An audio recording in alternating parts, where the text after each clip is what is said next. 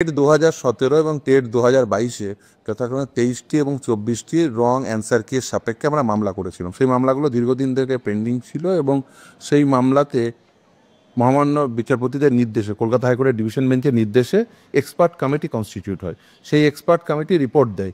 আজকে মহামান্য বিচারপতি বিশ্বজিৎ বাসুর আদালতে সেই এক্সপার্ট কমিটির রিপোর্ট সেটা প্লেসড হয়।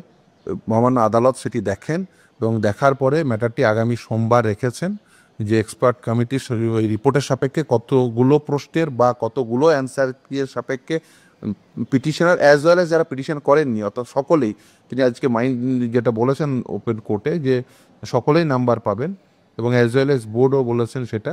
ফলে সকলেই নাম্বার পাবেন, কিন্তু কতগুলো প্রশ্নে সেটা সোমবার জানা যাবে। কিন্তু আজকে রিপোর্টটা প্লেসড হয়েছে এবং রিপোর্টটা তিনি ওপেন করেছেন মহামান্য আদালত, এবং সেই রিপোর্টের যে একটি অংশ বোর্ডকে দেবেন, বোর্ড তারপর জানাবে যে কোন মডালিটিসের এই নাম্বারগুলো দেওয়া হবে যারা পরীক্ষার্থী ছিলেন টেট 2017 এবং টেট 2022-এ।